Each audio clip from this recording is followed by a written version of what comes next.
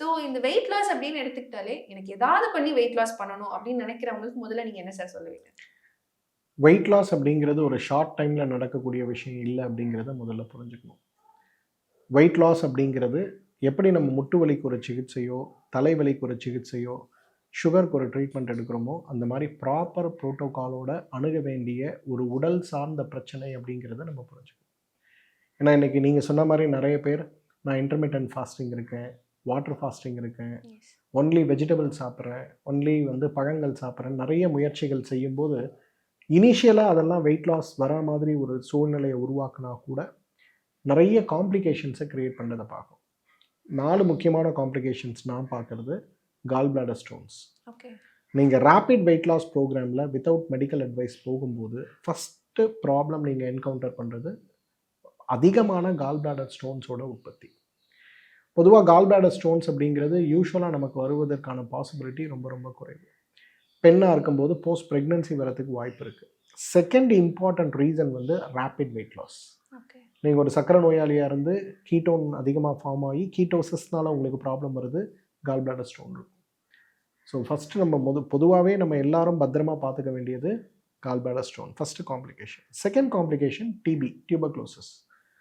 நம்ம வெயிட்டு குறையணும் நம்ம பண்ணும்போது நிறைய நேரங்களில் நம்மளோட பிஎம்ஐ என்ன இருக்கணுங்கிறத நம்ம மிஸ் பண்ணிடுறோம்.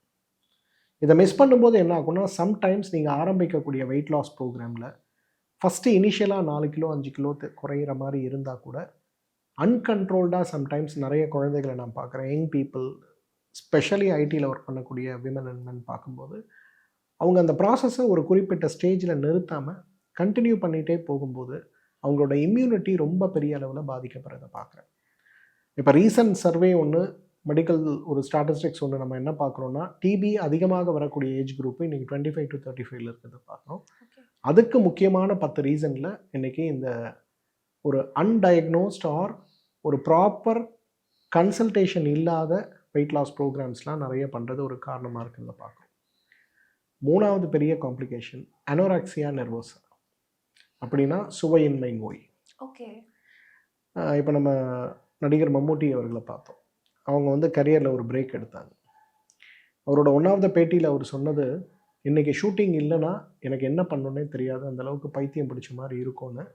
கடந்த 40-50 வருடங்களாக தொடர்ந்து நடித்து கொண்டு இருக்கக்கூடிய ஒரு மாமனிதர் திடீர்னு ஒரு 3 மாதம் பிரேக் எடுக்கிறார். என்ன காரணம்னு பார்த்தீங்கன்னா, அவரால் சாப்பிட முடியல, அவரால் ஸ்மெல் பண்ண முடியல. இது ரெண்டுமே அவங்களுக்கு எங்கேருந்து டெவலப் ஆச்சுன்னு பார்த்தீங்கன்னா, ஒரு வெயிட் லாஸ் ப்ரோக்ராமுக்கு ட்ரை பண்ண போய் தான்.